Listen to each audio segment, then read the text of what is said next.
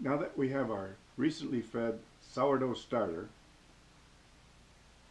if you can see the little darker spots, that's the CO2 release during the fermentation process that indicates that it's a strong starter and ready to make artisan bread dough with.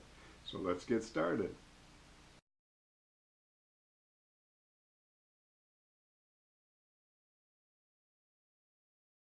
Before we make the bread dough, I'd like to tell you a little bit about the timing, the sequence of events in order to get your bread ready to bake. Let's say you wanted to bake a bread on Sunday afternoon. Well, what I would do is take my sourdough starter out of the refrigerator on Friday night. I would feed it and leave it out on the counter overnight. It's going to grow and get strong so that you can make your bread dough on Saturday. And then I'm going to show you the steps, the simple steps actually, on what you do to the dough in order to have it ready to bake on Sunday. So let's get started making our dough. This basic bread dough recipe has a few options in it and twists to give it a depth of flavor. I suggest you start with this recipe, and then in the future I'm going to give you some options to experiment with on your own so that you can design a bread exactly to your taste. We're going to take a cup of bread starter. I like to take my measuring cup, put a little water in it so that the 1 cup of starter comes out of the measuring cup easier.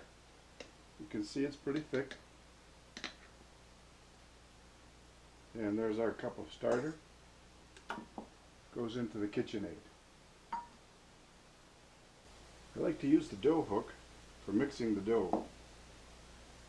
If you take a non-stick spray, give it a light spray on the top third of the dough hook, it'll have a tendency to slide easier and not stick.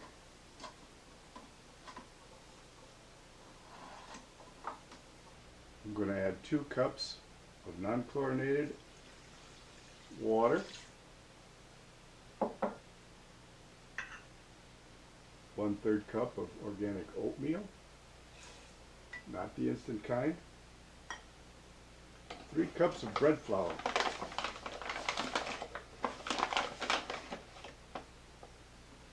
1,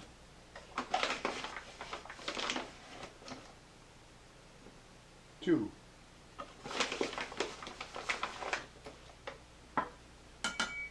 3. In order to give a little depth of flavor, a little more fiber, I'm going to add 1 cup of whole white wheat flour.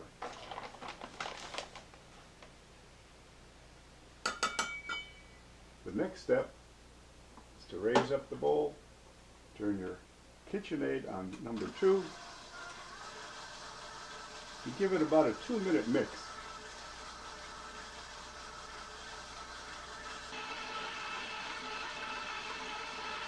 After a 2-minute mix, I turn off the mixer and let it sit for a minimum of 10 minutes.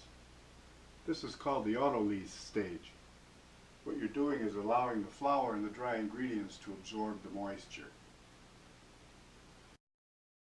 Okay, our 10 minutes are up.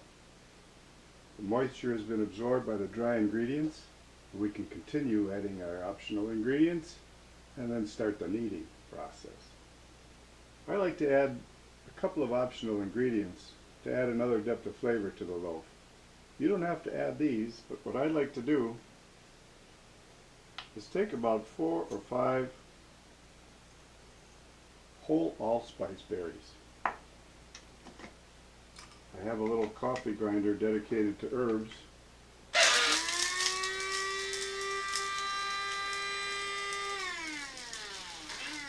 And when they're ground up, I add them to the dough. I also like to add about half a teaspoon of onion powder. It's just the ground onion powder you get at this grocery store.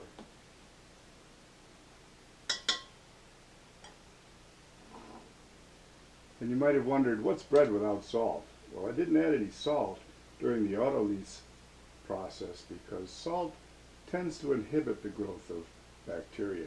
So I wanted to give it a little head start. Basically, when we add that sourdough and the water and the flour, we've given that sourdough some food and it wants to start growing. We wanted to give it a head start with that process before adding the salt. So now I'm adding 1½ tablespoons of salt. We're going to turn the KitchenAid back on to number 2. It's going to take about 20 to 25 minutes before we see the final step. So here we go.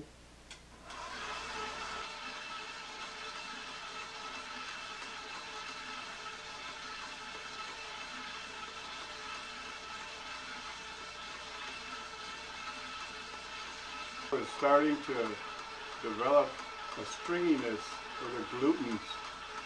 It's starting to come together, which is what is necessary to hold the CO2 within the bread in order to make the bread rise. It's been 25 minutes and the dough's still not coming away from the bowl. That's what I'm waiting for the dough to come together, develop the glutens, and form a ball and come away from the sides of the bowl. One of the reasons this might happen is humidity, high humidity in the air, or possibly the sourdough starter was a little thicker than normal. A couple of slight variations. So in order to get our dough to come into a ball and come away from the bowl, I'm going to add a tablespoon of bread flour. Turn it back on and then see what happens. We're just about there. The dough's turning into a ball. You can add another tablespoon every 10 minutes until this happens. You want the dough to come away from the bowl.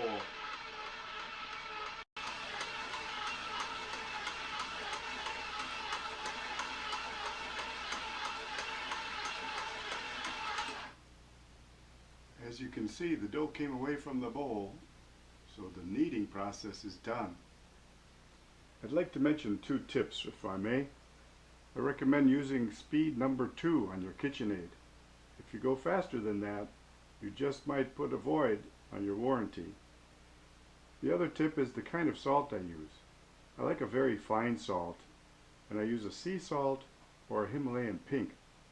Both of these have minerals which help the growth of the sourdough starter. They seem to do a good job.